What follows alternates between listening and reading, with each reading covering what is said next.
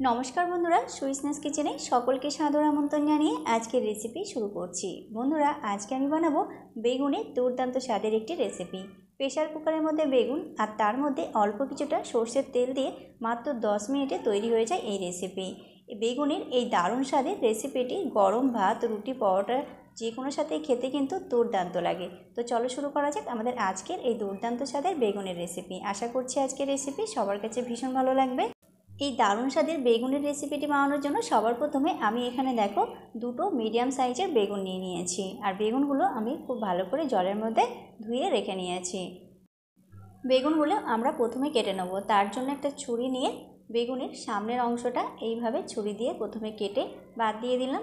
এখন বেগুনটা মাঝ বরাবর এইভাবে 2 ফালি করে কেটে নিতে হবে। তো কেটে নিয়েছি। এবার মাঝখান থেকে আরও 1 ফালি করে কেটে নিচ্ছি। এইভাবে বেগুনগুলো কেটে নিলে কি হবে, বেগুনের ভেতরে যদি কোনো পোকা থাকে সেটা কিন্তু খুব ইজিলি বেরিয়ে যাবে। তো একই রকমভাবে একটা বেগুন কেটে নিয়েছি, আরও একটা বেগুন নিয়ে নিলাম। আর একই রকমভাবে মাঝখান থেকে এই বেগুনটাও কেটে নিচ্ছি। আর বন্ধুরা, আমি এখানে দুটো বেগুন দিয়ে রেসিপিটা তৈরি করছি। চাইলে তোমরা কিন্তু বেগুনের পরিমাণটা বাড়িয়ে বা কমিয়ে নিতে পারো। তো সমস্ত বেগুনগুলোই আমি একই রকমভাবে কেটে নিয়েছি। এখন একটা পাত্রের মধ্যে জল নিয়ে নিয়েছি কিছুটা। জলের মধ্যে বেগুনগুলো আমি আরও একবার খুব ভালো করে পরিষ্কার করে ধুয়ে নিচ্ছি। তো সমস্ত বেগুনগুলোই জলের মধ্যে খুব ভালো করে ধুয়ে আমি একটা প্লেটের মধ্যে বেগুনগুলো রেখে নিচ্ছি। তো দেখো বন্ধুরা, সমস্ত বেগুনগুলোই আমি আবারও জল দিয়ে খুব ভালো করে পরিষ্কার করে ধুয়ে আমি একটা পাত্রের মধ্যে রেখে দিচ্ছি। তো সমস্ত বেগুনই আমার ধোয়া হয়ে গেছে খুব পরিষ্কার করে, আর প্লেটের মধ্যে রেখে নিয়েছি। এরপর আমাদের লাগবে দুটো মিডিয়াম সাইজের টমেটো। বন্ধুরা, আমি দুটো মিডিয়াম সাইজের বেগুনের জন্য দুটো মিডিয়াম সাইজের টমেটো নিয়েছি। আর তোমরা যদি বেগুনের পরিমাণটা বাড়িয়ে নাও তাহলে অবশ্যই কিন্তু টমেটোর পরিমাণটাও বাড়িয়ে নিতে হবে। টমেটোগুলো খুব পরিষ্কার করে ধুয়ে নিয়ে টমেটোর মাথার দিকটা এইভাবে সামান্য একটু কাট লাগিয়ে নিচ্ছি। এতে করে কি হবে, টমেটোটা খুব তাড়াতাড়ি সেদ্ধ হয়ে যাবে। আর টমেটোর মধ্যে যে এক্সট্রা জল আছে সেটাও কিন্তু খুব সহজে বেরিয়ে যাবে।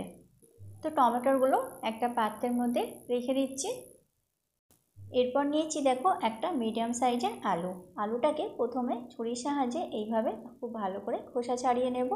বন্ধুরা, এখানে কিন্তু আলুটা সম্পূর্ণ অপশনাল। তোমরা চাইলে কিন্তু আলুটা বাদ দিয়েও এই রেসিপিটা বানিয়ে নিতে পারো। তো দেখো আলুটা খুব ভালো করে খোসা ছাড়িয়ে নিয়েছি। আলুটাও এখন খুব ভালো করে ধুয়ে নেবো জলের মধ্যে। তো আলুটা পরিষ্কার করে ধুয়ে নিয়েছি। আলুটাও একটা ছুরির সাহায্যে এইভাবে মাঝ বরাবর কেটে নেব। এতে করে কি হবে, আলুটাও কিন্তু খুব তাড়াতাড়ি সেদ্ধ হয়ে যাবে। তো আলুটাও একটা পাত্রের মধ্যে আবারও রেখে নিচ্ছি। তো এখানে আলু, টমেটো আর বেগুনটা খুব ভালো করে পরিষ্কার করে ধুয়ে কেটে রেখে নিয়েছি। এরপর আমাদের লাগবে একটা প্রেশার কুকার। আর প্রেশার কুকার আমাদের সকলের বাড়িতেই রয়েছে। এবার প্রেশার কুকারে ঢাকনাটা খুলে নিয়ে প্রথমেই রেখে দিচ্ছি আলুটা, তারপরে দিয়ে দিচ্ছি কেটে রাখা বেগুনটা, এরপর দিয়ে দেবো কেটে রাখা টমেটোটা। বন্ধুরা, আবারও বলছি, এখানে কিন্তু আলুটা সম্পূর্ণ অপশনাল। তোমরা চাইলে আলুটা বাদ দিয়ে শুধু টমেটো আর বেগুন দিয়েও কিন্তু এই রেসিপিটা বানিয়ে নিতে পারো। সবজিগুলো প্রেশার কুকারের মধ্যে দিয়ে এর মধ্যে দিয়ে দিচ্ছি 4টে কাঁচা লঙ্কা। আর ছোটো একটা বাটির মাপের 1 বাটির থেকে কম জল এর মধ্যে দিয়ে দিচ্ছি। এতে করে সবজিগুলো পুড়ে যাবে না আর নিচে ধরে যাবে না।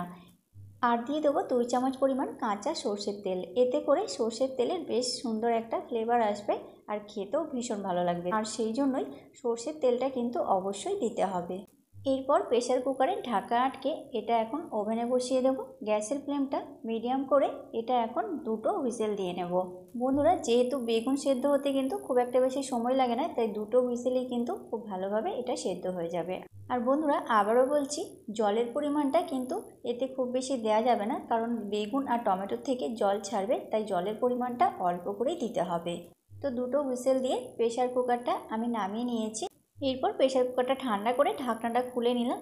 দেখতেই পাচ্ছ বন্ধুরা, সবজিগুলো কিন্তু খুব সুন্দর সেদ্ধ হয়েছে আর নিচে কিন্তু একটুও ধরে যায়নি। সামান্য একটু বাটি মেপে জল দিয়ে এটা সেদ্ধ করাতে কিন্তু খুব সুন্দরভাবে সবজিগুলো সেদ্ধ হয়ে গেছে। এখন একটা হাতার সাহায্যে সবজিগুলোকে এইভাবে ম্যাশ করে নেব। তবে তোমরা চাইলে কিন্তু একটা স্ম্যাশার দিয়েও কিন্তু সমস্ত সবজিগুলোকে এইভাবে খুব সুন্দরভাবে ম্যাশ করে নিতে পারো। বন্ধুরা, আমার কাছে যেহেতু স্ম্যাশার নেই তাই আমি হাতার সাহায্যে ম্যাশ করে নিচ্ছি। আর বন্ধুরা, দেখতেই পাচ্ছ কত ইজিলি কিন্তু ম্যাশ হয়ে যাচ্ছে। কত সুন্দরভাবে সবজিগুলো সেদ্ধ হয়েছে, খুবই পারফেক্টভাবে কিন্তু সবজিগুলো সেদ্ধ হয়ে গেছে। তো আলু, বেগুন আর টমেটো খুব ভালোভাবে আমি স্ম্যাশ করে নিয়েছি। এখন এটা সরিয়ে রাখবো। এদিকে ওভেন অন করে ওভেনের উপর একটা কড়াই বসিয়ে কড়াই ভালো মতো গরম হয়ে গেলে এর মধ্যে দিয়ে দিচ্ছি দেখো কিছুটা পরিমাণ সর্ষের তেল। যেহেতু সবজিগুলো সেদ্ধ করার সময় সর্ষের তেল দিয়েছিলাম, তাই সর্ষের তেলের পরিমাণটা কিন্তু এখানে খুব বেশি দেওয়া যাবে না, অল্প পরিমাণ দিতে হবে তেলটা। তেল ভালো মতো গরম করে নিয়ে এর মধ্যে দিয়ে দিচ্ছি দেখো 3টে শুকনো লঙ্কা। লঙ্কাগুলোকে বেশ লাল লাল করে ভালো করে ভেজে নেব। লঙ্কাগুলোকে বেশ মুচমুচে করে ভেজে নিতে হবে। তো কিছুক্ষণ ভাজার পর লঙ্কাগুলোর কালারটা চেঞ্জ হয়ে গেছে, লঙ্কাগুলো বেশ মুচমুচে করে ভাজা হয়ে গেছে। এখন লঙ্কাগুলো একটা প্লেটের মধ্যে তুলে রেখে নেব। এখন এর মধ্যে দিয়ে দেবো একটা মিডিয়াম সাইজের কুচিয়ে নেওয়া পেঁয়াজ। পেঁয়াজগুলোকে একদম হালকা করে ভেজে নেব, খুব বেশি সময় ধরে খুব বেশি কালার চেঞ্জ করে কিন্তু পেঁয়াজগুলো ভাজার একদমই দরকার নেই, সামান্য একটু ভেজে নিতে হবে। মোটামুটি 1 মিনিট মতো মিডিয়াম ফ্লেমে একটু ভেজে নিতে হবে পেঁয়াজটা হালকা করে ভেজে নিয়েছি, এর থেকে আর বেশি সময় ভাজবো না। এখন এর মধ্যে দিয়ে দিতে হবে ম্যাশ করে রাখা আলু, টমেটো আর বেগুনটা। ম্যাশ করে রাখা আলু, টমেটো আর বেগুনটা সমস্তটাই দিয়ে দিয়েছি কড়াইয়ের মধ্যে। এখন এটা অনবরত নাড়তে থাকতে হবে, এর মধ্যে যা জলীয় ভাব আছে সেটা পুরোপুরি শুকিয়ে আসা পর্যন্ত। আর বন্ধুরা এই সময় গ্যাসের ফ্লেমটা কিন্তু মিডিয়াম রাখতে হবে, তা না হলে এটা কিন্তু নিচের থেকে পুড়ে যেতে পারে। বন্ধুরা এখন এটা রান্না হতে থাকুক, এই সময় আমরা আরও একটা কাজ করে নেব। এখানে দেখো আগের থেকে যে শুকনো লঙ্কাটা ভেজে রেখেছিলাম, শুকনো লঙ্কার বোটাগুলো এইভাবে প্রথমে ছাড়িয়ে নেব। তো লঙ্কাগুলোর বোটা ছাড়িয়ে নিয়েছি। এরপর এর মধ্যে দিয়ে দেবো 1/2 টিস্পুন মতো লবণ। এরপর হাত দিয়ে খুব ভালো করে লঙ্কাগুলোকে এইভাবে ম্যাশ করে নিতে হবে। শুকনো লঙ্কাগুলো একটু লবণ দিয়ে এই রকম একটু স্ম্যাশ করে নিতে হবে। আর এই রেসিপিতে ভাজা শুকনো লঙ্কার ফ্লেভার কিন্তু দারুণ লাগে খেতে। লঙ্কার পরিমাণটা তোমরা কিন্তু চাইলে বাড়িয়েও নিতে পারো। তো লঙ্কাগুলো ভালোভাবে স্ম্যাশ করে নিয়েছি, এখন এটা সরিয়ে রেখে দেবো। আবারও ফিরে আসলাম ওভেনের দিকে। তো দেখো বেশ কিছুক্ষণ এটা রান্না করে অনেকটাই কিন্তু বেগুনটাকে শুকিয়ে নিয়েছি। এখন এর মধ্যে দিয়ে দেবো স্বাদ মতো লবণ আর দিয়ে দেবো সামান্য একটু হলুদ গুঁড়ো। এরপর দিয়ে দেবো ম্যাশ করে রাখা শুকনো লঙ্কাটা। বন্ধুরা শুকনো লঙ্কা স্ম্যাশ করার সময় কিন্তু আমরা লবণ দিয়েছিলাম, তাই লবণের পরিমাণটা মাথায় রেখে কিন্তু দিতে হবে। তো সমস্ত কিছু খুব ভালো করে আবারও একসাথে এইভাবে মিশিয়ে নেব। এখন ভর্তাটাকে বেশ খানিকক্ষণ এইভাবে রান্না করে নেব, যতক্ষণ না বেশ একটা আঠালো ভাব আসছে আর বেশ মাখা মাখা তৈরি হচ্ছে। বন্ধুরা আমরা তো সাধারণত বেগুন ভর্তা বেগুন পুড়িয়ে তারপরে পেঁয়াজ লঙ্কা মাখিয়ে খেয়ে থাকি, তবে এই রকমভাবে একবার বানিয়ে খেয়ে দেখতে পারো, খেতে কিন্তু দুর্দান্ত লাগে। এইভাবে বেগুন ভর্তা বানিয়ে একবার খেলে বেগুন পুড়িয়ে আর কিন্তু ভর্তা খেতে ইচ্ছা করবে না, এইভাবেই কিন্তু বেগুন ভর্তা খেতে ইচ্ছা করবে, এতটাই টেস্টি তৈরি হয়। তো এখন ভর্তাটা বেশ কিছুক্ষণ নেড়ে চেড়ে রান্না করে নিয়েছি। এরপর সবশেষে দিয়ে দেবো একটা মিডিয়াম সাইজের কুচানো কাঁচা পেঁয়াজ আর দিয়ে দেবো খানিকটা কুচিয়ে নেওয়া ধনেপাতা। বন্ধুরা এই কাঁচা পেঁয়াজ আর ধনেপাতাটা সব শেষেই দিতে হবে, আর এটা দিয়ে কিন্তু খুব বেশি রান্না করা যাবে না, মোটামুটি কয়েক সেকেন্ড মতো একটু নেড়েচেড়ে রান্না করে নেব। এই কাঁচা পেঁয়াজ আর ধনেপাতার ফ্লেভারটা কিন্তু এই ভর্তাতে ভীষণ ভালো লাগে, এর স্বাদটা কিন্তু দ্বিগুণ বাড়িয়ে দেয়। তো অবশ্যই কিন্তু শেষে কাঁচা পেঁয়াজ আর এই ধনেপাতা কুচিটা অবশ্যই দিতে হবে। এই কাঁচা পেঁয়াজটাই কিন্তু বেগুন ভর্তার স্বাদটা অনেক গুণ বাড়িয়ে দেয়। এরপর এখানে দেখো দিয়ে দিচ্ছি সামান্য একটু লেবুর রস, তবে তোমরা চাইলে কিন্তু বন্ধুরা এর মধ্যে সামান্য একটু রসুনও দিতে পারো। এবার এটা সামান্য একটু কয়েক সেকেন্ড এইভাবে মিশিয়ে নিতে হবে। বন্ধুরা এর মধ্যে সামান্য একটু লেবুর রস দিলে কিন্তু এই বেগুন ভর্তার টেস্ট আরও বেশি বেড়ে যায়। তো ভালো করে মিশিয়ে নিয়েছি, এখন আমাদের এই দারুণ টেস্টি বেগুন ভর্তা একেবারে রেডি হয়ে গেছে।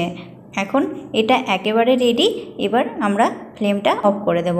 বন্ধুরা এই বেগুন ভর্তা খেতে কিন্তু অসাধারণ স্বাদে তৈরি হয়, আর বেগুন না পুড়িয়েই এইভাবে কিন্তু খুব সহজেই বানিয়ে নিতে পারবে তোমরা বেগুন ভর্তা। এখন একটা পাত্রের মধ্যে এই দারুণ টেস্টি বেগুন ভর্তাটা সার্ভ করে নিচ্ছি। বন্ধুরা এইভাবে বেগুন না পুড়িয়ে কিন্তু এইভাবে প্রেশার কুকারের মধ্যে বেগুন সিদ্ধ করে নিয়েও কিন্তু দারুণ টেস্টি বেগুন ভর্তা তৈরি হয়। গরম ভাত, রুটি, পরোটা সব কিছুর সাথে খেতে কিন্তু অসাধারণ লাগে আর দারুণ টেস্টি তৈরি হয়। একবার যদি তোমরা এইভাবে বেগুন ভর্তা বানিয়ে খাও, আমি গ্যারান্টি দিচ্ছি তোমরা আর বেগুন পুড়িয়ে খাবে না, এইভাবেই কিন্তু বেগুন ভর্তা করে খাবে, এতটাই টেস্টি তৈরি হয়। আর বানাতেও কিন্তু বেশি সময় লাগে না, মাত্র 10 মিনিটের মধ্যেই তৈরি হয়ে যায় একদম দারুণ টেস্টি এইরকম বেগুন ভর্তা রেসিপি। তো বন্ধুরা, বেগুন না পুড়িয়ে এরকম প্রেশার কুকারের মধ্যে বেগুন ভর্তা রেসিপি আমরা 10 মিনিটের মধ্যেই তৈরি করে নিলাম। ভালো লাগলে তোমরা অবশ্যই এইভাবে একবার এই রকম বেগুন ভর্তা বাড়িতে বানিও, আর কেমন হয়েছে তোমাদের ফিডব্যাক অবশ্যই কমেন্টের মাধ্যমে জানিও। আশা করছি তোমাদের খুবই ভালো লাগবে, অসাধারণ স্বাদে তৈরি হয়, দারুণ টেস্টি। তো বন্ধুরা, তৈরি হয়ে গেল খুবই সহজে আমাদের আজকের এই প্রেশার কুকারের মধ্যে দারুণ টেস্টি বেগুন ভর্তা রেসিপি। আজকের রেসিপি কেমন লাগলো তোমরা অবশ্যই কমেন্টের মাধ্যমে জানিও, আর ভিডিওটি ভালো লাগলে লাইক কমেন্ট শেয়ার করে চ্যানেলটি সাবস্ক্রাইব করে পাশে থাকার অনুরোধ রইল। তো বন্ধুরা, আজ এই পর্যন্ত, আজ এখানেই বিদায় নেব। আবারও দেখা হবে আগামী পর্বে নতুন একটা ভিডিও নিয়ে। তো ততক্ষণ পর্যন্ত তোমরা খুব ভালো থেকো, সুস্থ থেকো, টাটা, বাই বাই।